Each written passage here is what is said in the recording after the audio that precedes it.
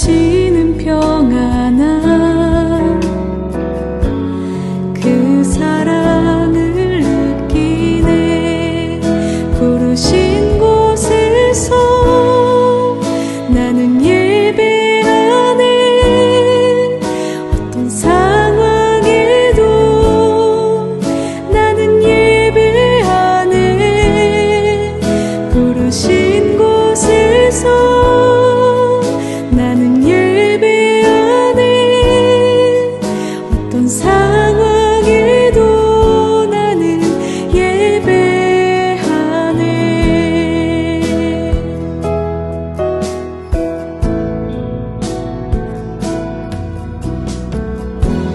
사랑과 진리에 한 줄기 빛 보내. 내 몸을 감싸며 주어지는 평안함, 그 사랑을 느끼네. 부르신 곳에서 나는 예배하네.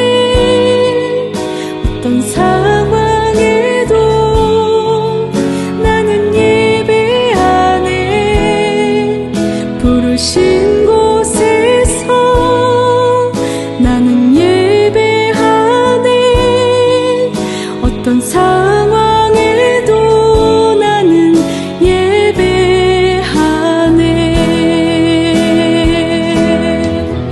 내가 걸어갈 때 길이 되고 살아갈 때 삶이 되는 그곳에서 예배하네.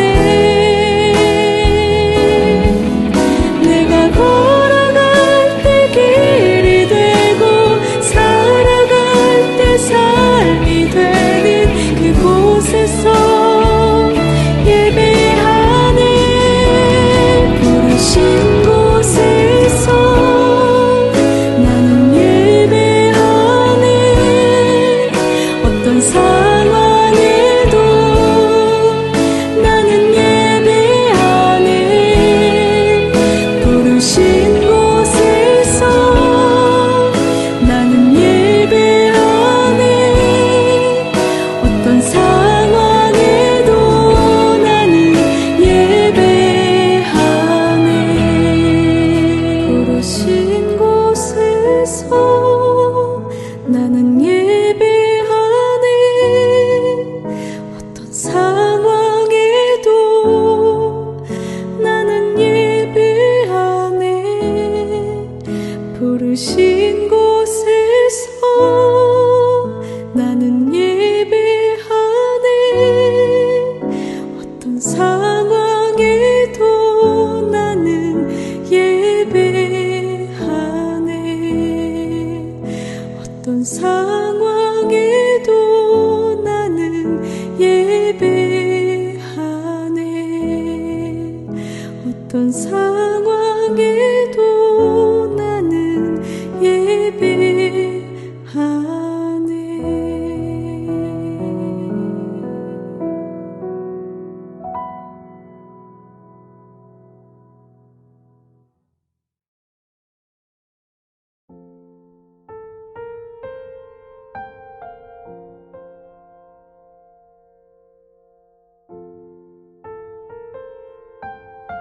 이삭의 종들이 골짜기를 파서 샘 근원을 얻었더니 그랄 목자들이 이삭의 목자와 다투어 이르되 이 물은 우리의 것이라 하매 이삭이 그 다툼으로 말미암아 그 우물 이름을 에색이라 하였으며 또 다른 우물을 팠더니 그들이 또 다툼으로 그 이름을 신나라 하였으며 이삭이 거기서 옮겨 다른 우물을 팠더니 그들이 다투지 아니하였으므로 그 이름을 르호봇이라 하여 이르되 이제는 여호와께서 우리를 위하여 넓게 하셨으니 이 땅에서 우리가 번성하리로다 하였더라.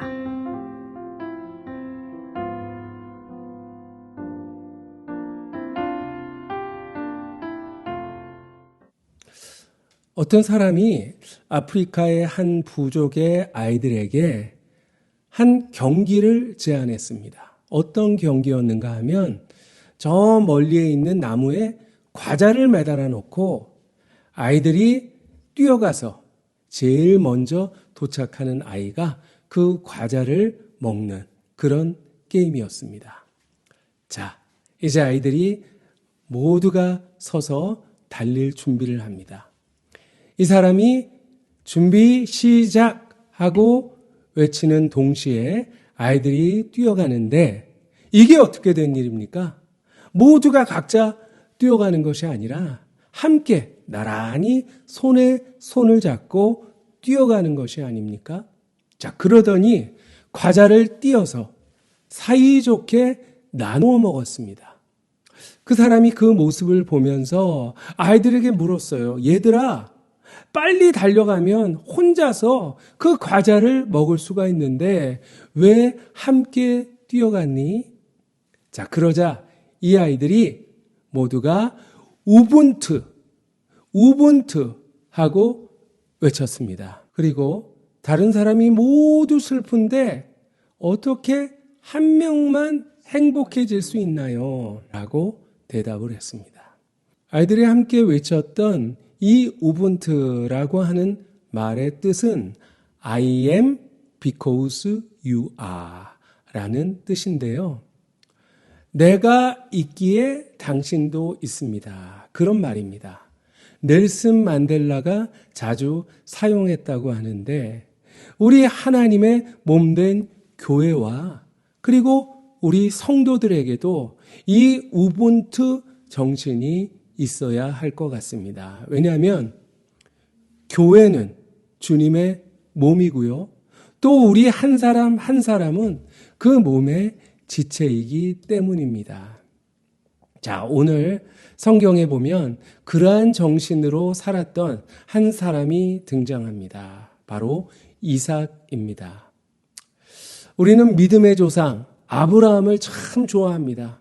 그리고 또 천사와 씨름에서 이겼던 야곱도 인기가 있고요. 애굽의 총리 대신이 되어 형들을 용서하고 가정을 기근에서 구했던 요셉도 참 매력적인 사람입니다. 그런데 상대적으로 이 이삭은 별로 인기가 없어요.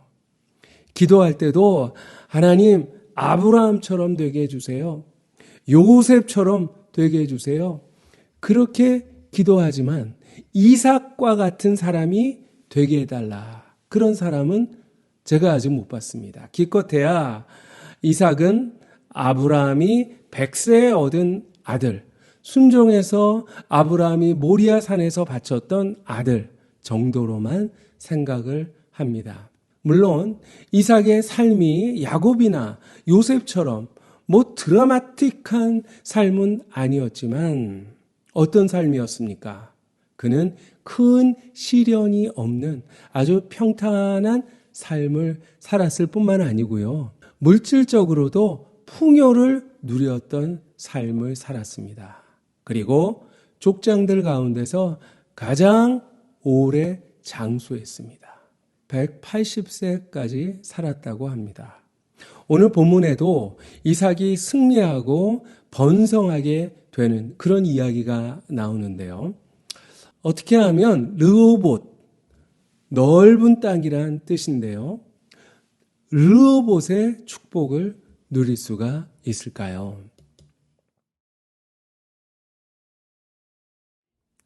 우선 이삭은 무엇보다 온유한 자였습니다.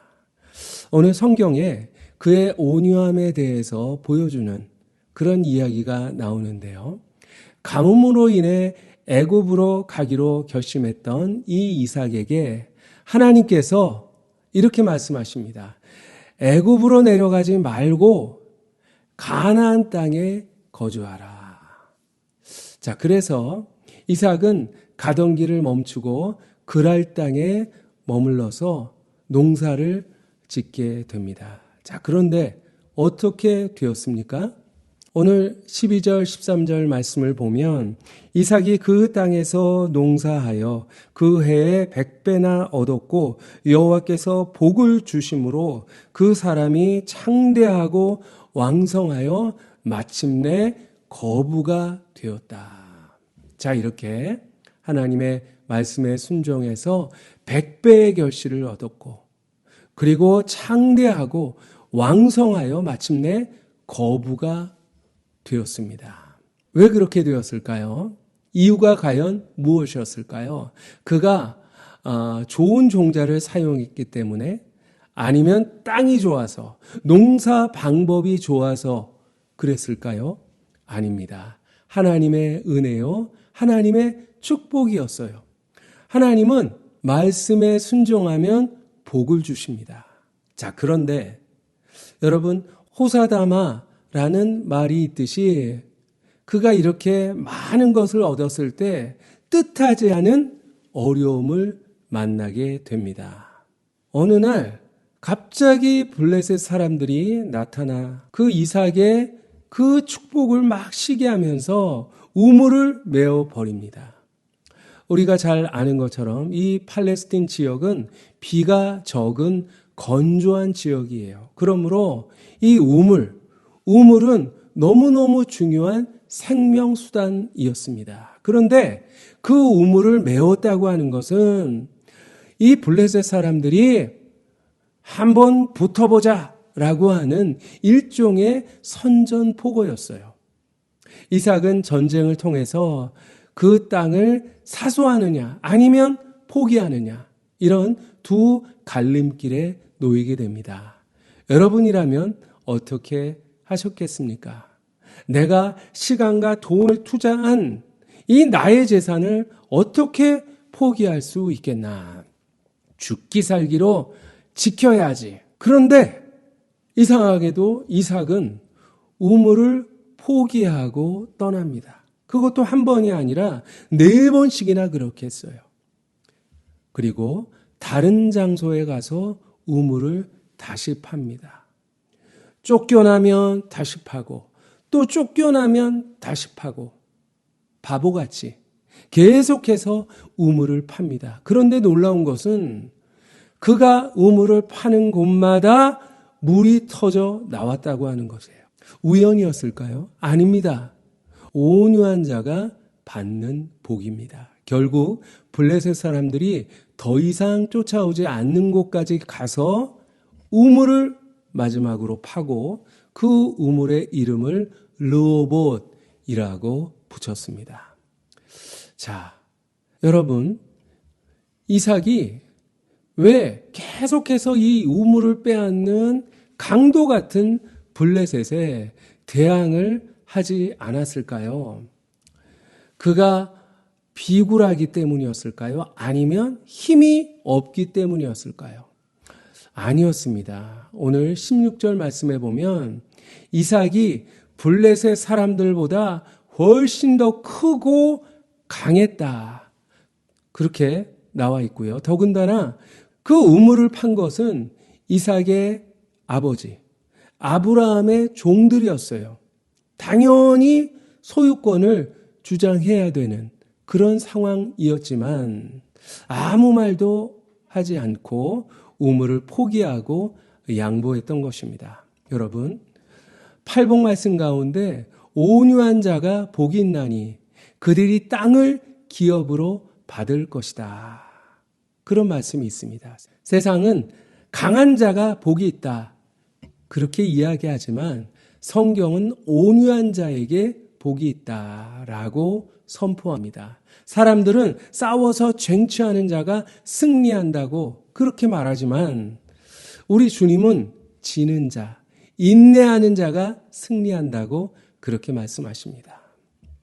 여러분, 우리가 이 온유를 연약함, 비굴함이라고 생각을 하는데 여러분, 온유는 오히려 힘이 있기 때문에 자신이 있기 때문에 여유가 생기고 부드러워지는 것을 말합니다.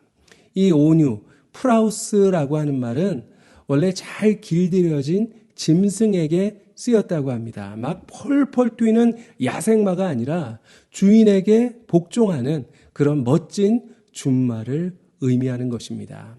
이삭이라고 여러분 애써서 판 그 우물이 왜 아깝지 않았겠습니까? 공들여서 판 우물을 적들이 공짜로 차지하는 그 모습을 보면서 막 열받고 화가 났을 거예요. 마음 같아서는 한번 붙어보고 싶었지만 하나님의 말씀에 철저히 그가 길들여 있었기 때문에 양보하고 아량을 베풀었던 것입니다. 여호와 이레 하나님을 신뢰하면서 그는 새로운 땅으로 다시 나갈 수가 있었습니다. 결국 그의 지경이 점점 넓어지는 르호봇의 축복을 누릴 수가 있었습니다. 여러분, 혹시 누군가가 여러분을 시기하면서 막 시비를 걸어오고 있지 않습니까? 막 교활한 방법으로 여러분을 대적하는 자가 있습니까? 그렇다면 끝까지 온유함으로 대항하시기를 바랍니다. 결코 성내지 마세요. 주님께서 모든 상황을 역전시켜서 여러분의 삶의 지경, 신앙의 지경이 확장되는 그런 축복을 허락해 주실 줄 믿습니다. 또한 이삭이 르호봇의 축복을 누릴 수 있었던 것, 그가 온유했을 뿐만 아니라 화평을 추구했기 때문입니다. 블레셋 사람들은 자꾸 싸움을 걸어왔어요. 하지만 이삭은 화평을 끝까지 추구했습니다. 화평을 위해서 기꺼이 양보하고 손해보았습니다.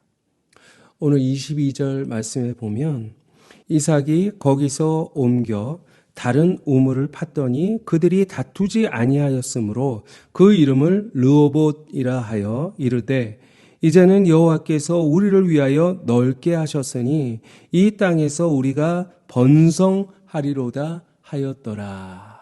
자, 화평을 추구하다 보니까 번성함을 누릴 수가 있었습니다. 결국 어떻게 되었습니까? 블레셋 왕 아비멜렉이 감동을 했어요. 자꾸 싸움을 걸어왔지만 끝까지 인내했던 그 이삭에게 감동해서 그를 찾아왔던 것입니다. 그리고 이렇게 이야기합니다. 이삭 선생님, 우리가 잘못했습니다. 우리가 당신을 미워하고 당신을 내쫓았지만 하나님께서 당신과 함께 하심을 우리가 똑똑히 보았습니다. 이제 우리 계약을 맺읍시다. 이제 서로 다투지 말고 평화롭게 삽시다. 이렇게 제안을 해왔던 것입니다. 자, 어떻게 되었습니까? 하나님께도 영광이 되었을 뿐만 아니고요. 또 사람들에게 존경을 받게 되고 그리고 이웃들과 평화로운 관계를 이룰 수가 있었습니다. 하나님은 여호와 샬롬, 평화의 하나님이십니다. 예수님도 이 땅에 평강의 왕으로 오셨어요. 하나님과 인간, 인간과 인간 사이에 막힌 담을 우리 주님께서 허물어 주셨습니다. 자, 그런데 여러분, 사탄은 우리 예수님께서 허물어 주신 그 담을 다시 쌓아 올리고 있어요. 그래서 자꾸 다툼을 일으키고 그리고 갈등을 일으켜서 우리의 공동체를 깨뜨리고 망가뜨리고 있는 것입니다. 하나님께서 우리에게 화목하는 직분을 주셨다. 그렇게 말씀했습니다. 가정에서 그리고 사회에서 그리고 우리 교회에서 화평을 이루어야 하는 것입니다. 화평을 이루기 위해서는 때로 이삭처럼 양보해야 할 때도 있고요. 그리고 내가 져주어야 할 때도 있습니다. 그러나 이삭이 결국 인정받고 승리한 것처럼 주님께서 우리에게도 모든 것이 합력하여 아름다운 선으로 이루어 주실 것을 분명히 믿습니다. 여러분, 웬만한 것은 그냥 이해하고 용서해 주세요. 그리고 양보하세요. 아브라함은 얼마든지 기득권을 주장할 수가 있었어요. 그러나 조카 롯에게 뭐라고 이야기했습니까? 네가 좌하면 나는 우하고 네가 우하면 나는 좌하리라. 그렇게 선택권을 먼저 주었습니다. 우리 주님은 평화를 원하십니다. 우리 함께 화평한 공동체를 이루어서 우리 하나님께서 주시는 르호봇, 넓은 땅의 축복을 누리기를 소망합니다. 사랑하는 성도 여러분, 너무나도 어지럽고 시끄러운 이 세상, 저마다 자기 목소리를 높이고 자기 주장만을 내세우는 이 세상에 진정으로 필요한 사람은 바로 이삭과도 같은 사람이 아닐까요? 세상이 아무리 약할지라도 여러분 선으로 악을 이기는 그런 온유한 사람이 되세요. 다툼과 분쟁보다는 공동체의 평화를 위해서 힘쓰는 그런 사람이 되시기 바랍니다. 그래서 다른 사람에게 감동을 주고요. 그리고 하나님이 여러분과 함께 계시는 것을 그들이 분명히 보게 되는 그런 역사가 있기를 바랍니다. 오늘 29절에 이제 너는 여호와께 복을 받은 자니라. 그렇습니다. 우리는 이제 주님께 복을 받은 자입니다. 여러분이 파는 우물마다 하나님께서 샘물이 터져 나오게 하시고 또한 여러분의 지경을 넓혀주시고 그리고 여러분의 삶을 번성하게 해주시는 그런 르호봇의 축복을 우리 모두 함께 누립시다. 기도하겠습니다. 여호와 샬롬, 평화의 하나님 아버지 감사합니다. 우리에게 하나님의 자녀가 되고 천국 백성이 되고 그리고 하나님의 축복을 누릴 수 있는 놀라운 권세를 주신 것을 진심으로 감사합니다. 그러나 저희들 어리석게도 그 사실을 깨닫지 못하고 세상에 살아가면서 세상 사람들과 똑같이 그렇게 살았음을 주님 고백합니다. 주님, 어리석은 저희를 불쌍히 여겨 주시옵시고 예수 그리스도의 피로 깨끗이 용서하여 주시옵소서. 주님, 저희들 이제 어떤 순간에도 온유한 자가 되어서 하나님의 축복을 누릴 수 있게 하여 주시옵소서. 그리고 무엇보다도 하나님이 기뻐하시는 화평을 추구하며 우리의 공동체를 정말 행복한 공동체로 만들어 나갈 수 있도록 주여 함께 하여 주시옵소서. 그래서 하나님도 기뻐하시고 세상 모든 사람들이 하나님이 우리와 함께하는 것을 보면서 함께 기뻐하는 그런 놀라운 축복을 우리 모두가 누릴 수 있도록 주님 역사하여 주시옵소서. 감사드리며 예수님의 이름으로 기도하옵나이다. 아멘. 이제는 예수님의 은혜와 하나님의 사랑과 성령님의 인도하심이 하나님의 자녀로서 언제나 온유하며 언제나 화평을 추구하며 하나님을 기쁘시게 하는 자가 될 것을 마음으로 다짐하는 우리 모든 사랑하는 성도들 머리머리 위에 이제부터 영원히 항상 함께하기를 축원하옵나이다. 아멘.